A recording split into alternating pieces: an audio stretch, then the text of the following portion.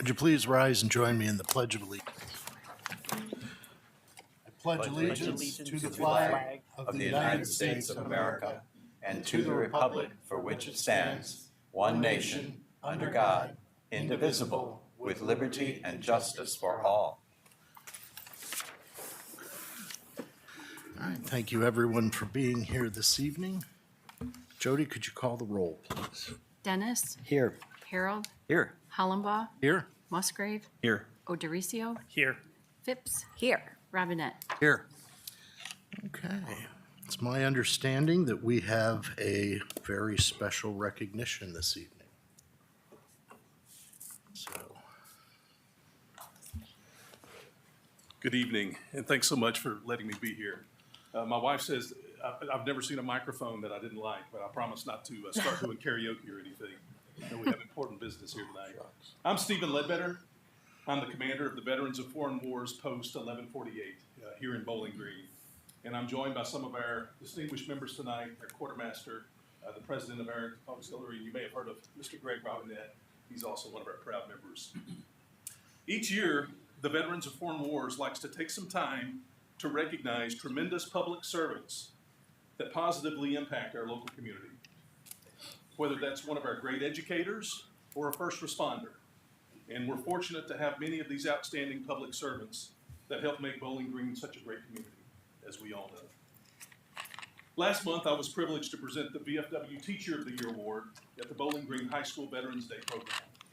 And tonight, it's my privilege to present the Public Servant of the Year Award to a member of the Bowling Green Fire Department.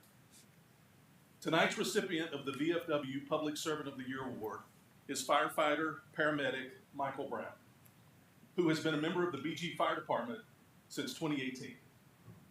Michael is not only a technical expert as a firefighter and a paramedic, but he leads by example in everything that he does.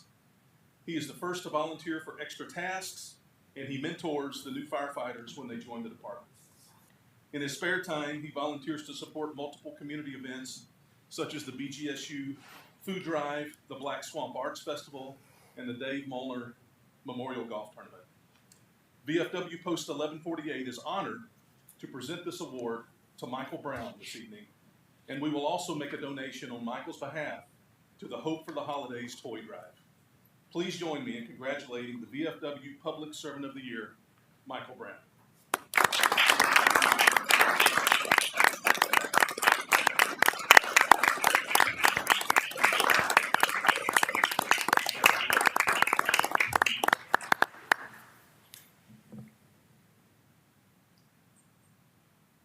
Thanks so much. Congratulations. Thank you. all right, thank you very much. Okay. So the minutes from our last meeting on November 18th were distributed for your perusal prior to this evening. Are there any additions or corrections to those minutes? Hearing none, do I have a motion to approve? So moved. Second. Properly moved and seconded. All in favor say aye. Aye. Aye. Opposed, same sign. Correspondence. Jody, do we have any correspondence this evening? We do not. Okay, not even a Christmas card from somebody? Nope. We are not loved. That brings us to lobby visitations. Do we have a lobby visitation? We do not. We do not? Nope. Looks like you'll be home for the football game. Brings us to the introduction of new legislation. Mr. President, Mr. Robinette, from the Finance Committee, I have an ordinance to provide appropriations for the expenses and other expenditures of the City of Bowling Green, Ohio for the fiscal year beginning January 1, 2025 and ending December 31st, 2025. Mr. President, Mr. O'Dorisio. from the Community Improvement Committee, I have an ordinance amending and adopting Section 113.04 of the codified ordinances of the City of Bowling Green, Ohio. All right, and I have an ordinance from Public Utilities, ordinance authorizing the Utilities Director to enter into contracts with Peterson Construction for water treatment plant improvements and declaring an emergency. That brings us to official reports. Mr. Mayor. Thank you, Mr. President. Good evening, Council. Just a couple of quick comments. I want to take a moment and thank Steve Ledbetter and all those affiliated with the VFW for not only their recognition that they presented this evening, but also for all that they do in this community. Greg, you're a part of that organization, so I hope that you can share with that group my appreciation for their many community contributions. You know, we heard just a little bit of it tonight, but they are really, really engaged in this community, making a positive difference, and I really want to let them know how much I appreciate the work that they do. In terms of the presentation this evening, we got a lot of great firefighters, police officers, a lot of great city employees, and we're proud of certainly all of our first responders, our firefighters every day. This evening, we're particularly proud of Michael Brown. I want to share my appreciation and respect for Michael. I wish that he was still here for his recognition that he received this evening. Michael truly is a credit to the department and this community, and I'm grateful for his service and also the contributions of everyone else of that department. And just real quickly, I wanted to provide a very brief comment in regards to the public hearing that occurred in advance of this meeting tonight, dealing with the proposed designation of a portion of North Maple Street as a historic district on the local historic register. You know as well as I do that we have a lot of boards and commissions that often engage in discussions around really important topics, and we appreciate the work that they do.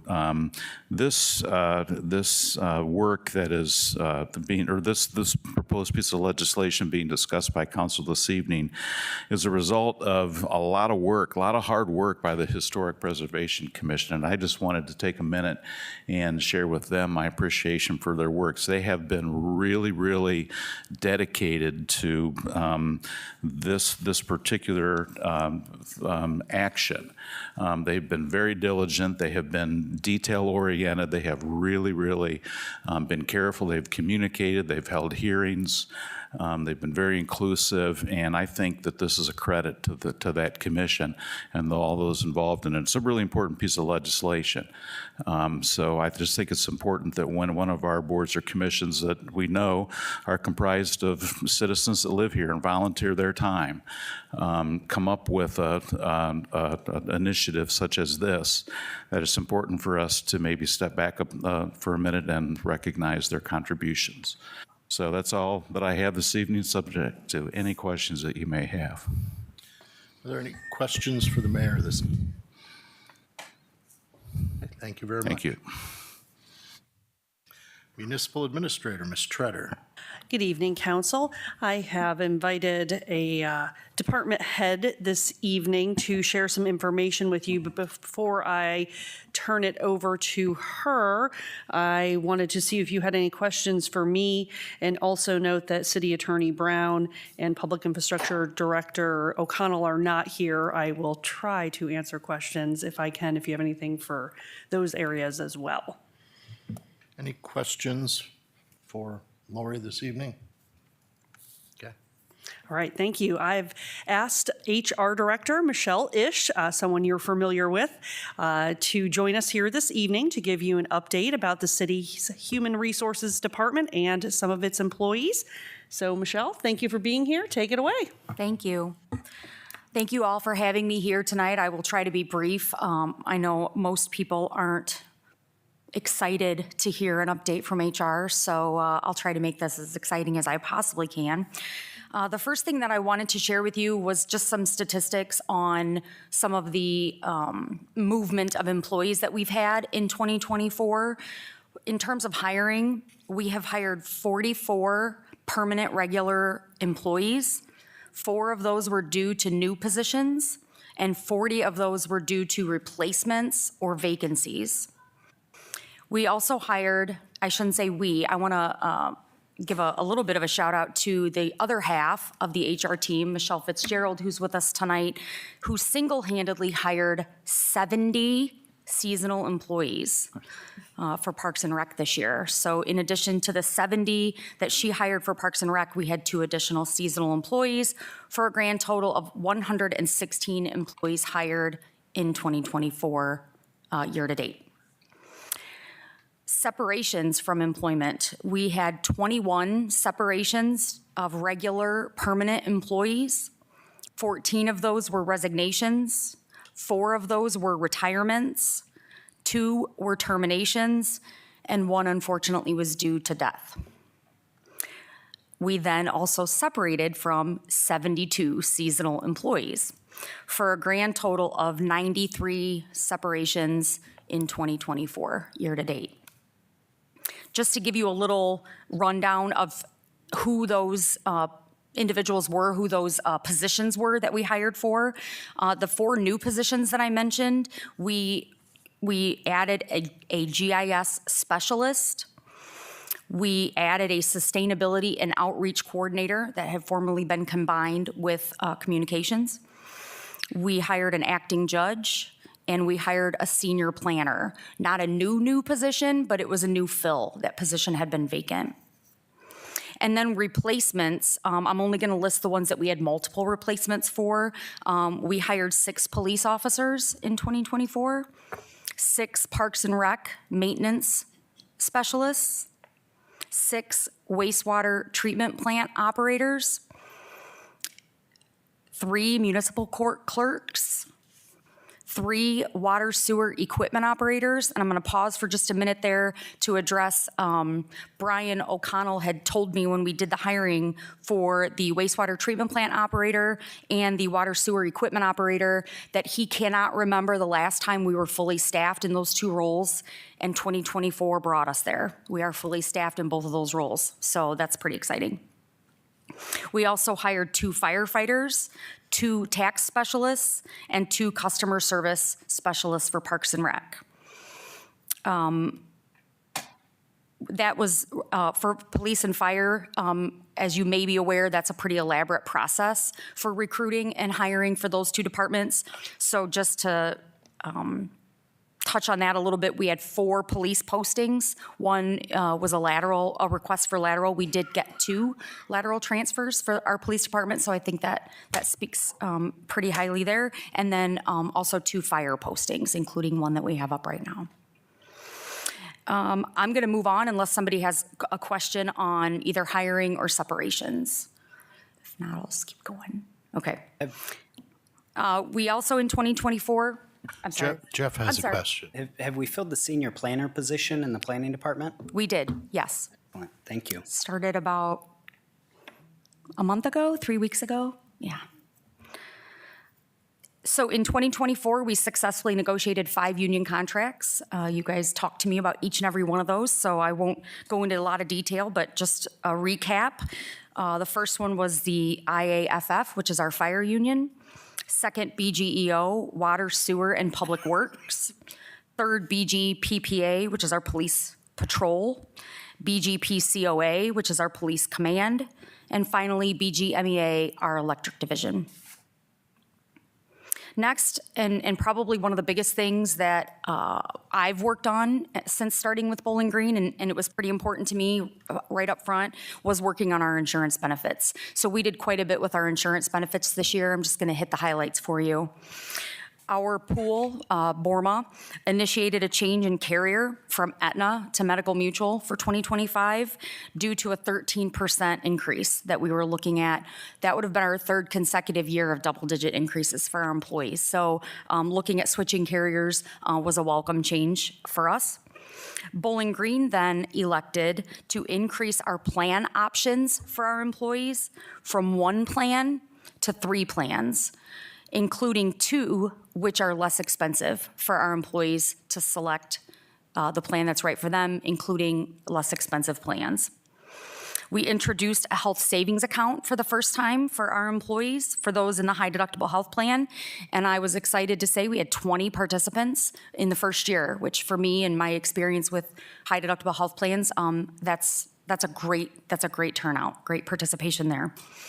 We did partner with a local bank, Savista, to handle our HSA for us, and they did that fee-free for our employees. So that's really exciting as well. And then the last thing about insurance, our open enrollment period began on October 11th and closed on 11/8, and it was submitted by 11/22 with 289 participating employees. Just another really quick shout out to the other half of my team here, Michelle.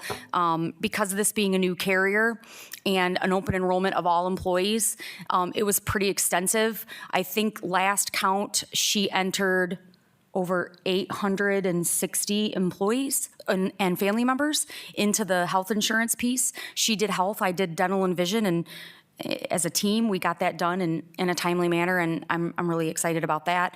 I'd like to say error-free, but I haven't heard back yet, so I'm gonna hope for that. Some other things that we did in 2024, we revised Section 33 of the codified ordinance to include changes in union contracts. We introduced electronic application process, providing our applicants with options for applying, and new hire onboarding went digital. We transitioned our advertising strategy from print to online to reduce costs and increase our visibility and our reach. We introduced a citywide supervisor training. We had our first session in October. Our second session will happen this month. And our third and final, we'll have a session in February for police and fire only, and then our final session in April. We began reviewing and updating the administrative instructions. That is an ongoing process. We implemented the annual CDL driver training and annual clearinghouse queries. That's a whole big burden that employers had to take on for CDL holders, and we implemented that this year. A workers' comp update for you, for those of you who find that as interesting as I do. We had 6 claims in 2024, down from 15 in 2023. I've spent most of my career in public service, and I can tell you 6 claims in 2024 is absolutely unheard of. So we had a phenomenal year in regard to workers' comp. And then just a few things looking ahead to 2025.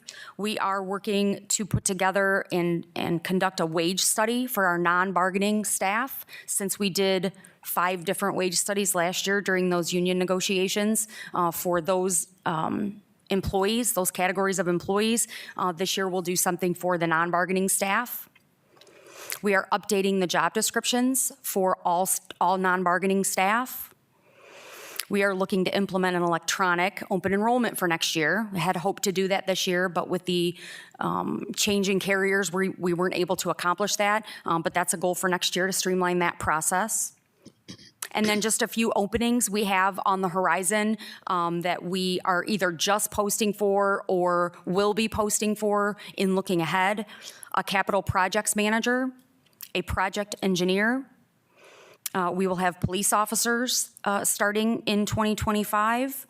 We have just posted for a couple firefighter positions in anticipation of retirements, and then a technician in our electric division. So those are just some of the things that we've got on the horizon for 2025. If you've got any questions on what you want more details on any of that, please let me know. Otherwise, I thought that was pretty detailed enough for most people's interest in human resources updates, so. Does anyone have any questions? All right, thank you very much. Thank you.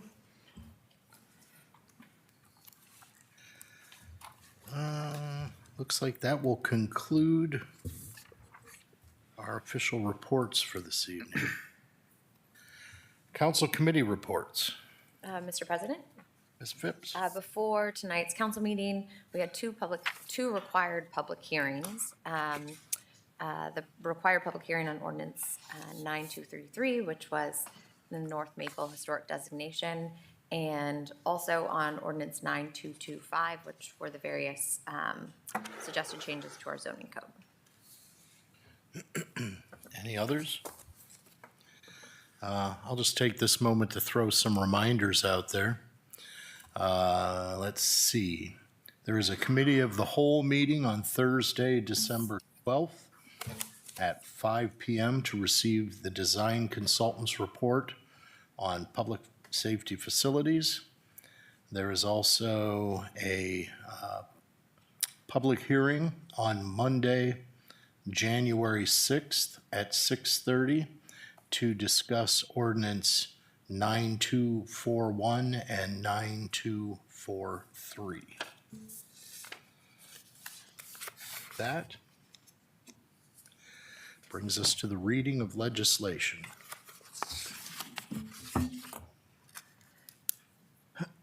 Legislation for first reading. Ordinance number 9245 for first reading.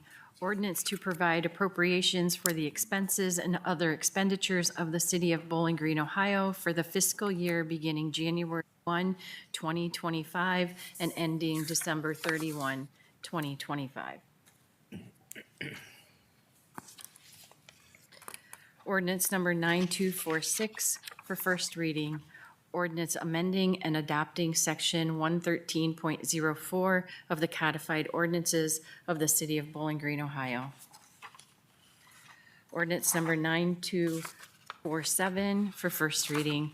Ordinance authorizing the utilities director to enter into contracts with Peterson Construction for water treatment plant improvements and declaring an emergency. I would like to suspend the rules and give ordinance 9247 its second, third readings. Second. Properly moved and seconded. Jody? Harold, Yes. Hollenbaugh, Yes. Musgrave, Yes. Odericio, Yes. Phipps, Yes. Robinette, Yes. Dennis. Yes. Okay, the rules are suspended for ordinance 9247.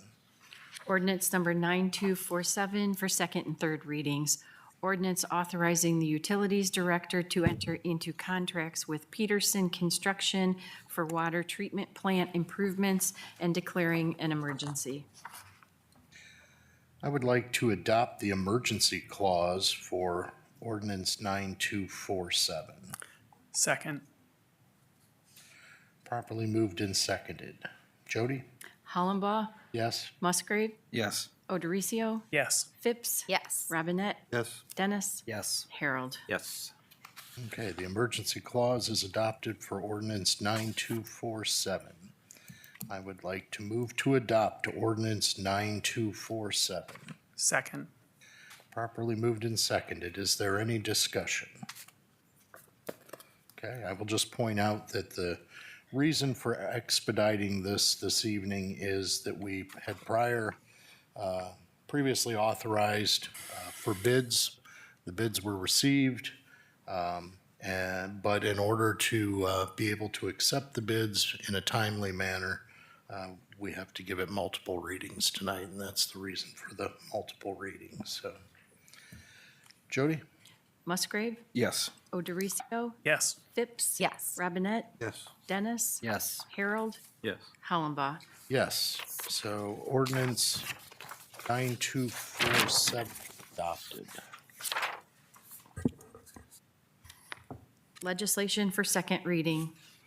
Resolution 3872 for second reading. Resolution authorizing the mayor of the city of Bowling Green, Ohio to file an annual application plan and a 5-year consolidated plan and execute a contract upon grant application approval under the Community Development Block Grant Entitlement Program as authorized by the Housing and Community Development Act of 1974 as amended. Ordinance number 9240 for second reading. Ordinance providing supplemental and/or amending appropriations for the current expenses and other expenditures of the city of Bowling Green, Ohio during the fiscal year beginning January 1, 2024 and ending December 31, 2024. Did Yeah. you want third reading on that, Laurie? Yes, if we could, please. Mr. President, Mr. Robinette? move to suspend the rules and give ordinance 9240 its third reading. Second. Properly moved and seconded. Jody? Odericio, Yes. Phipps, Yes. Robinette, Yes. Dennis, Yes. Harold, Yes. Hollenbaugh, Yes. Musgrave. Yes. All right, the rules are suspended for ordinance 9240. Ordinance number 9240 for third reading. Ordinance providing supplemental and/or amending appropriations for the current expenses and other expenditures of the City of Bowling Green, Ohio during the fiscal year beginning January 1, 2024, and ending December 31, 2024. Mr. President, Mr. Robinette. I move to adopt ordinance 9240. Second.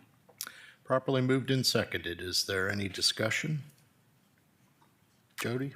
Phipps, Yes. Robinette, Yes. Dennis, Yes. Harold, Yes. Hollenbaugh, Yes. Musgrave, Yes. Odericio. Yes. All right, ordinance 9240 is adopted. Ordinance number 9241 for second reading. Ordinance authorizing the placement of 503 Buttonwood Avenue on the local historic register with historic overlay zoning as suggested by the Historic Preservation Commission.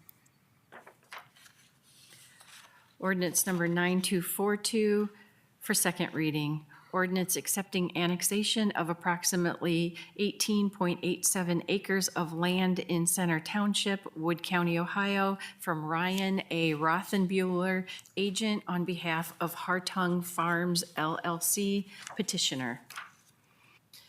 Ordinance number 9243 for second reading. Ordinance establishing interim zoning of IE Innovation and Employment zoning for the approximately 18.87 acres of land located on South Dunbridge Road and recently annexed to the city as petitioned for by Ryan A. Rothenbuehler, agent for Hartung Farms LLC.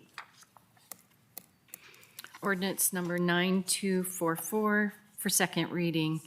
Ordinance authorizing the execution of a master lease purchase agreement and related payment schedule for the purpose of acquiring a fire truck for use by the city and declaring an emergency. Mr. President, Mr. Robinette. I move to suspend the rules and give ordinance 9244 its third reading. Second. Properly moved and seconded. Jody? Robinette, Yes. Dennis, Yes. Harold, Yes. Hollenbaugh, Yes. Musgrave, Yes. Odericio, Yes. Phipps. Yes. Okay, the rules are suspended for ordinance 9244. Ordinance number 9244 for third reading. Ordinance authorizing the execution of a master lease purchase agreement and related payment schedule for the purpose of acquiring a fire truck for use by the city and declaring an emergency. Mr. President, Mr. Robinette. I move to adopt the emergency clause for ordinance 9244. Second. Properly moved and seconded. Any discussion? Jody? Dennis, Yes. Harold, Yes. Hollenbaugh, Yes. Musgrave, Yes. Odericio, Yes. Phipps, Yes. Robinette. Yes. All right, the emergency clause is adopted for ordinance 9244. President, Mr. Robinette. I move to adopt ordinance 9244. Second. Properly moved and seconded. Is there any discussion? Hearing none. Jody? Harold, Yes. Hollenbaugh, Yes. Musgrave, Yes. Odericio, Yes. Phipps, Yes. Robinette, Yes. Dennis. Yes. Okay, ordinance 9244 is adopted. Legislation for third reading. Resolution 3871 for third reading. Resolution authorizing the municipal administrator to sell surplus city-owned property by way of internet auction. President, Mr. Robinette. I move to adopt resolution 3871. Second. Properly moved and seconded. Is there any discussion? Jody? Hollenbaugh, Yes. Musgrave, Yes. Odericio, Yes. Phipps, Yes. Robinette, Yes. Dennis, Yes. Harold. Yes. Okay, resolution 3871 is adopted. Ordinance 9234 for third reading. Ordinance amending and adopting section 73.15B of the codified ordinances of the city of Bowling Green, Ohio regarding speed limits. Mr. President, Mr. Harold. I move that we amend ordinance 9234 to change, quote, 23 60 miles per hour on North Main Street from Newton Road to Bishop Road pursuant to revised code 4511.21J. 2, quote, 2350 miles per hour on North Main Street from Newton Road to Bishop Road pursuant to revised code 4511.21J. So it's changing it from 60 to 50 north of Newton Road. Second. Properly moved and seconded. Discussion?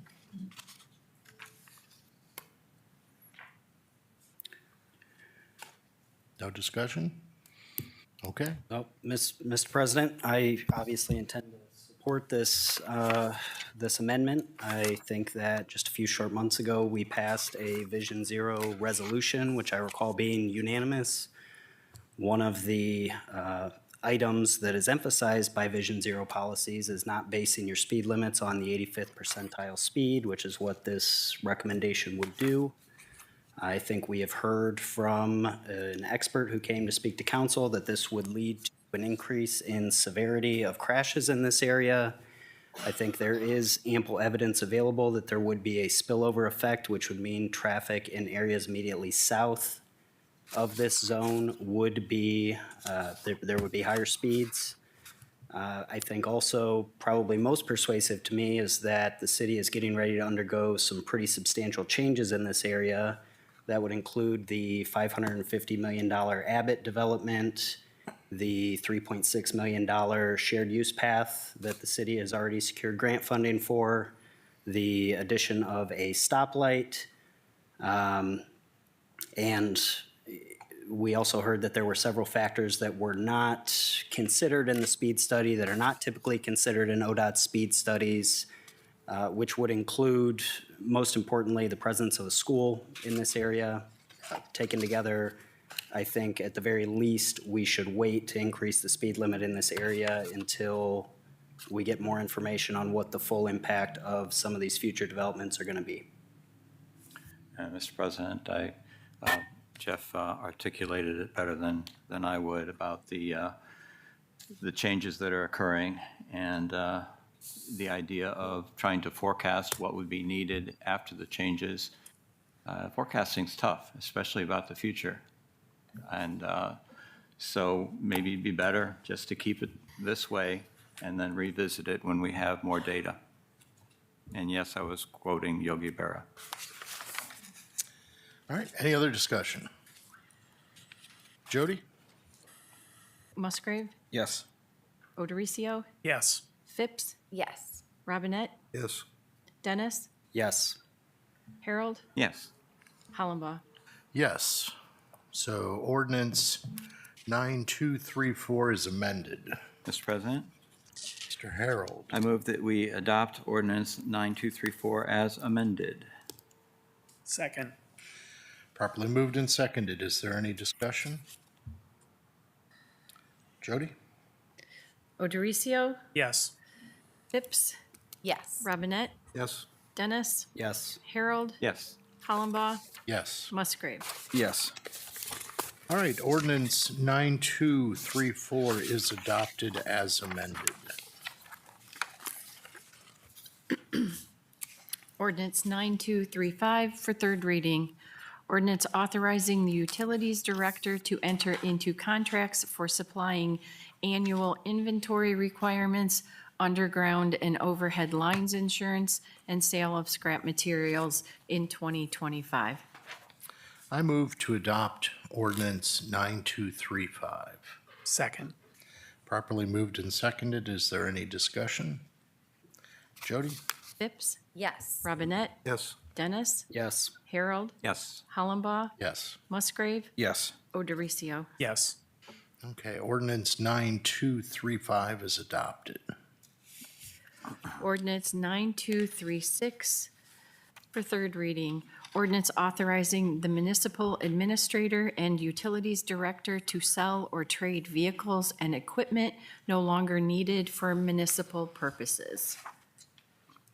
I move that we adopt ordinance 9236.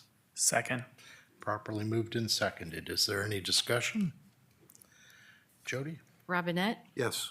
Dennis, Yes. Harold, Yes. Hollenbaugh, Yes. Musgrave, Yes. Odericio, Yes. Phipps. Yes.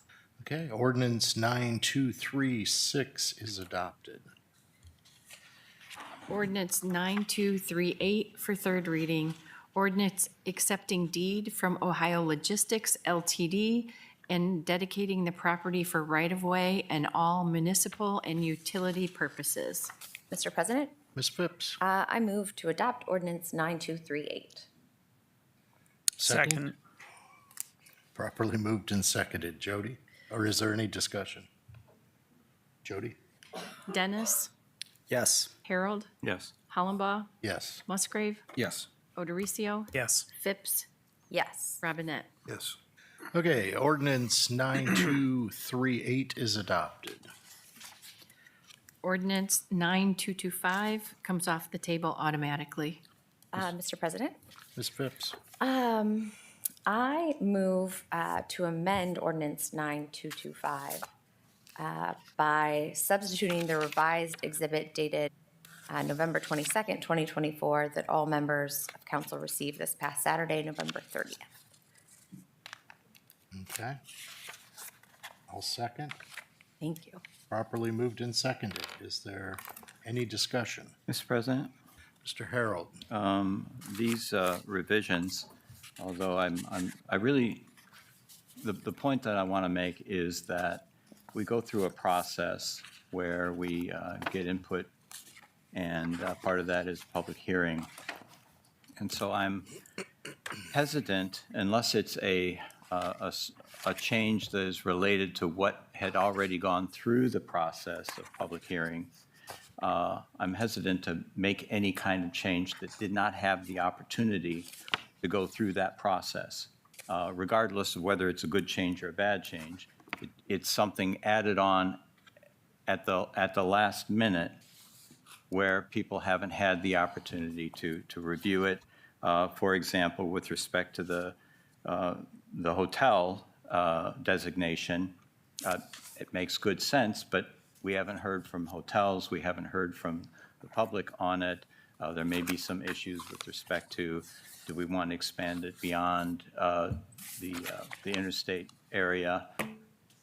So for me, I'm going to vote against the amendment, not because I don't agree with it, but that I think that it's sufficiently new that it should be sent through, and there's not a huge emergency, so that it's sent through the process to get input from the various parties. Okay. Any other discussion? Yes, Mr. President. Yes. I can summarize briefly what the changes proposed do. The first changes the proposed residential design standard for porch sizes. The second brings back the existing lot of record concept from our old zoning code for several residential zones and districts. And the third creates, as Bill mentioned, that new use, an extended stay hotel, and permits that use in the IC Interstate Commerce District. Mr. President, it might be more prudent than to separate it out, because one has to do with an alteration, like Rachel said, of the square footage, and the other has to do with something new. With respect to the porch size, I have a couple, I think you would classify these as friendly amendments. If you look at the wording with respect to porches, it says minimum of 25 square feet in size and covered by a roof the same size as the porch. I think we all understand that how roofs are put together, but technically it would probably fit reality better to switch out the same size as with which covers. That way we don't have to worry about, have we just not only have we intruded on providing limitations on home builders, but we're further intruding by saying, well, no, usually you have overlap over the porch, but this has to be the same size. And that might be picking at nits, but there's no real cost to changing the same size as with which covers. And so I think that's kind of a good example of a friendly amendment. Plus, it does say in the legislation, a city arborist, and it's an urban forester now, and that's just switching it out while we can. So those amendments, maybe if the council's amenable to that, I don't know if we even need to have a motion since they really don't appreciably affect things. Mr. President? Ms. Phipps? I guess my preference would be to, I mean, I think that Bill can offer those friendly amendments after we vote up or down on replacing the exhibit with the November 22nd, or excuse me, the November 22nd exhibit. And then from there, if Bill has any further suggestions, I too have a change or a motion with regard to the porch design standards. So let's vote up or down on this, and then we can go from there. Okay, I agree. Let's have a vote for whether we want to adopt these changes, and then we can have further discussion on whether or not to adopt further changes. Mr. Okay. President, Yep. before we take that vote, I just want to say, there's a lot in here.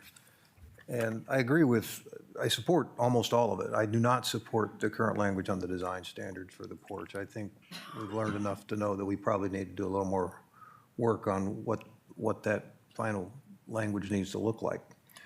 So personally, I won't support this as written, but I certainly would support a version that deleted those 5 design standard paragraphs. Okay, any other discussion? Mr. President, so just to restate, my motion was to amend ordinance 9225 to substitute the revised exhibit dated November 22nd, 2024. Correct. And it was seconded. Yes. So, Jody? Harold, No? Hollenbaugh, Yes. Musgrave, Yes. Odericio, Yes. Phipps, Yes. Robinette, No? Dennis. Yes. Okay, so amendment part 1 is over. Mr. President? Ms. Phipps? So then next, I would move to strike the proposed design standards to add a front porch to new residential construction in R1, R2, R3, the PR district, and the university-oriented residential district. Second. Properly moved and seconded. Any discussion? Mr. President? Yes. Okay, so I would just point out that we don't have design standards in any of these primarily residential zones and districts now. At the public hearing this evening, we learned that the changes being requested because of some recent examples of bland new construction lacking character. I don't believe that design standards, which increase time and expense to both the property owner and developer, as well as to the city, are warranted at this time. I'm happy to consider this issue again in the future. If I were to support residential design standards in our city, I'd certainly want to give more flexibility to the property owner instead of a blanket edict that all new homes shall have front porches.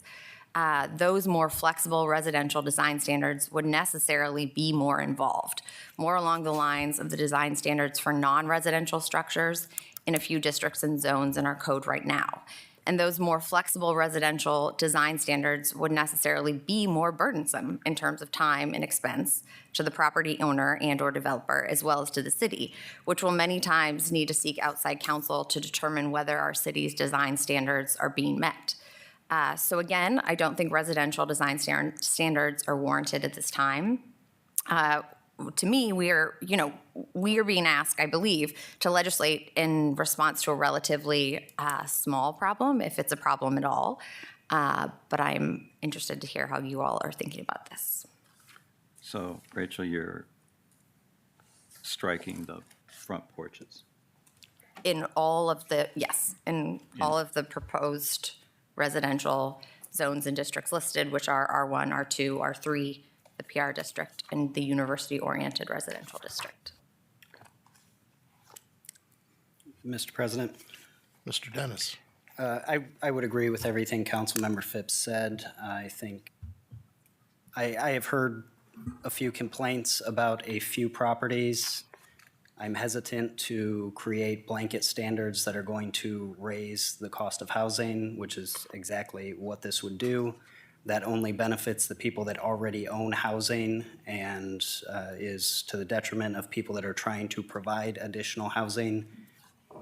I worry that we are really, we're not going to be incentivizing the right types of behavior by passing these standards, so I will not be supporting this. Right? I will be supporting the amendment to eliminate this requirement. Any other discussion? Okay. Jody? Hollenbaugh, So we're voting to remove porches, correct? As a Voting to requirement. remove design standards. Yeah, the design standards Right. for the porches. I'll vote yes. Musgrave, Yes. Odericio, Yes. Phipps, Yes. Robinette, Yes. Dennis, Yes. Harold. Yes. Okay, so that amendment passes. Mr. President? Ms. Phipps? I also, this is pretty straightforward. On page 4 and 5 of the amended exhibit, I move to amend the text to superscript E to strike the 2 references to PR and leave only district. If I can get a second, I'll explain. Second. Please explain. Okay, so at page 4 of the exhibit to the ordinance, it is proposed to add a superscript E to the front yard setback row in the UR column, applying the front yard setback caveat from the PR district to the UR district. I have no issue with the substance of this change, but the superscript E text below the table references the PR district in 2 places. Because we are applying it to a different district, we'll need to strike both references to PR and leave only district.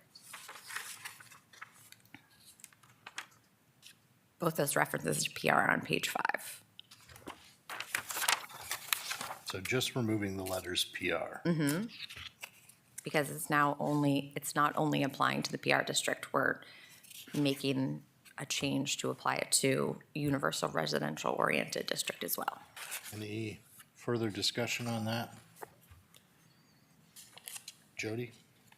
Musgrave, Yes. Odericio, Yes. Phipps, Yes. Robinette, Yes. Dennis, Yes. Harold, Yes. Hollenbaugh. Yes. Okay, amendment part 2. Any other amendments? Don't need to do the porch roof now. Right, that's right. Goodness, I would like to take out the new parts related to the extended stay hotel. Just simply, as I mentioned before, because it hasn't really gone through the process. So I will amend to remove the extended stay portion of the changes.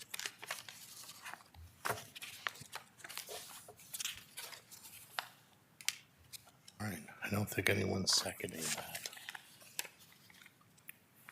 Any other amendments proposed? I don't know if we need to actually make this a motion, Mr. President, but change city arborist to urban forester. Second? Properly moved and seconded. Any discussion? I mean, I'm just going to look to Lori and make sure that that is correct. That is right, right? That is the correct So that title. was just Thank a you. Good mistake. catch. Yeah, good work, Bill. Yeah, right. All right. Jody? Odericio, Yes. Phipps, Yes. Robinette, Yes. Dennis, Yes. Harold, Yes. Hollenbaugh, Yes. Musgrave. Yes. Okay, so we'll call that amendment part 3. Anything else? Okay, so Mr. President, I move to adopt ordinance 9225 as amended by substitution and as further amended. Second. Properly moved and seconded. Any discussion? Jody? Phipps, Yes. Robinette, Yes. Dennis, Yes. Harold,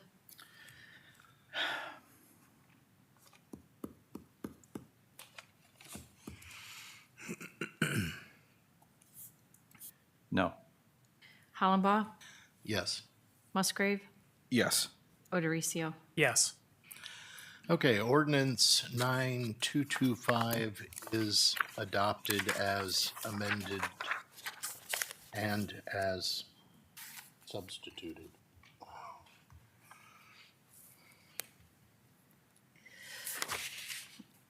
Ordinance 9233 automatically comes off the table. Mr. President, Ms. Phipps, I move to adopt ordinance 9233. Second. properly moved and seconded. Is there any discussion? Mr. President?